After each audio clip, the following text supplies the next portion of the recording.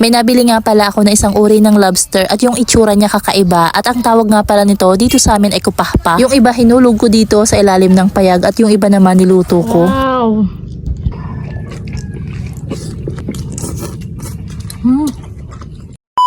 Hello mga mare at pare, this is Marang Linlin, babaeng Warayno na naninirahan dito sa maliit na baryo sakop ng Lavisaris, Northern Samar. For today's vlog, meron kaming nabili na isang uri din ng lobster pero yung itsura niya kakaiba. Kupahpa kung tawagin dito sa amin sa Lavisaris, Northern Samar. Sa inyo ba anong tawag ng ganitong uri ng lobster? At meron din dito isa pang uri ng lobster na kung tawagin din dito sa amin ay aswang. Etong kupahpa at aswang, eto yung uri ng lobster na medyo mura lang yung kilo. Pero dahil maliit pa etong aswang kaya hinulog ko muna siya dito sa ilalim ng payag. Pero etong aswang na to, hindi siya masyadong lumalaki tulad ng mga inaalagaan namin na lobster. Kupahpa. Tapos, ito yung ano niya, likod. 1, 2, 3, 4, 5, 6, 7, 8, 9, 10, 11. Ihulog namin to dito. Yung iba, ihulog namin dito sa ilalim. Pero yung iba, lulutuin namin.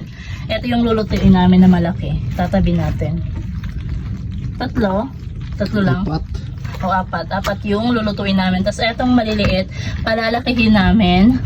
Para kapag gusto namin kumain ng lobster, nakupahpah na lobster, ebang klaseng lobster to ha. Mura lang yung kilo nito. Kaysa sa mga binibenta talaga namin na lobster. Eto yung dalawa. Unahin natin yung dalawa.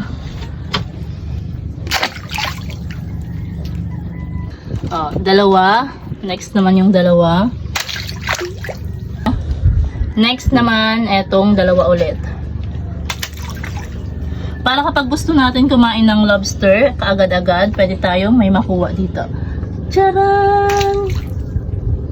Ang plano sana namin lulutuin namin lahat yon, pero naisip namin ni Mr. na 4 lang yung lutuin namin para naman kapag sa susunod gusto namin kumain, meron kaming makukuhanan. Dito na nga pala ako nagluto sa likod ng payag dahil walang kahangin-hangin at napakakalma lang ng panahon. Napakuluan ko na nga pala yung kupahpa. Bali yung sunod ko nalulutuin ay yung pinakasawsawan niya yung buttered garlic. Meron nga pala ako ditong parang chili garlic siya. Bigyan nga pala sa akin to ni Miss Paruray, galing ata sa followers niya or friend niya, di ko lang maalala. Yun na lang yung gagamitin ko na pang paanghang dahil wala akong mahanap na labuyo. Halos kalahating sandok nga pala etong ilalagay ko sana, kaso sabi ni Mr. bawasan ko dahil baka hindi ko daw makain sa sobrang anghang. Nagdagdag lang ako ng iba pang pampalasa tulad nitong oyster sauce, ketchup, syempre yung magic sarap at naglagay na nga din pala ako dito ng toyo. Pero nung tinikman ko medyo natabangan pa nga ako kaya nilagyan ko ulit ng konting toyo pa.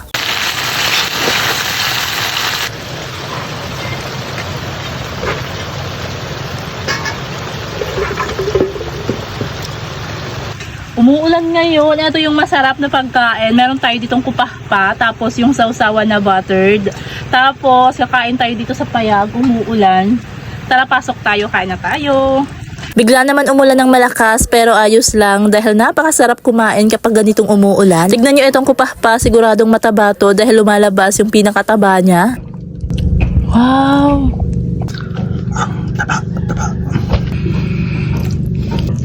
Grabe! Sausaw.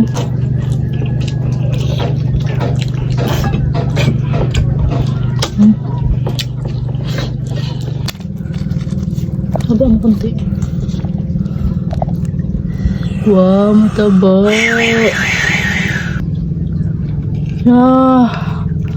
Wow. Init ah. Mainit pa. Sarap. Wala kayo naglalakay na ak.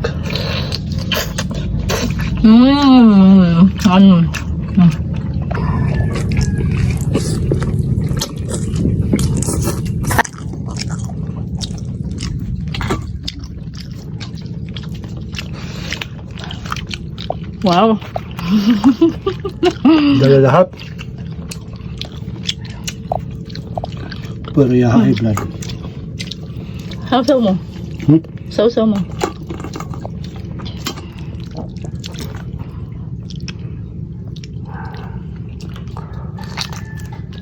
Sarap.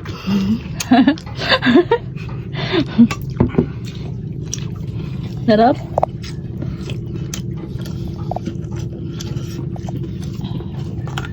Yummy.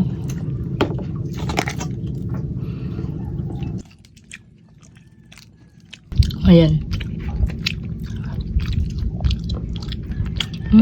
Grabe.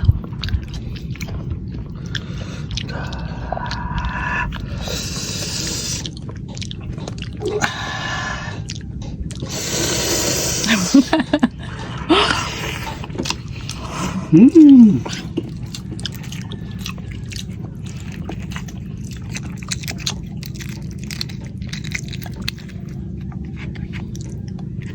Ito yung ano oh.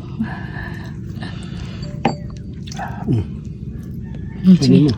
Lagi sa'yo. Sausaw, kanin, sobo. Ayaw ko na rin, kahit kung kabuhayan din yun. Hindi naman ano eh. Sigurado, shipping yan, 5,000. Ah! Isipan na lang bandil.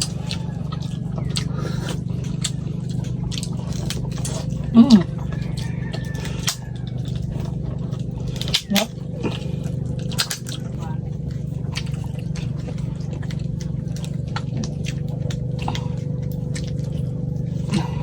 Paano ito buksan? Ano daw? Tumabang.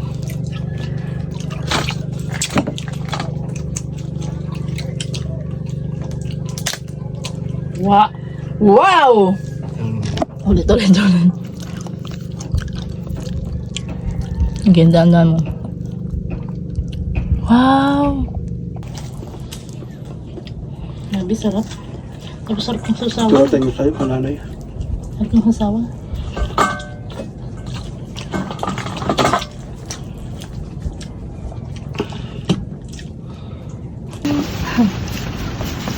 Eto na lang yung natira.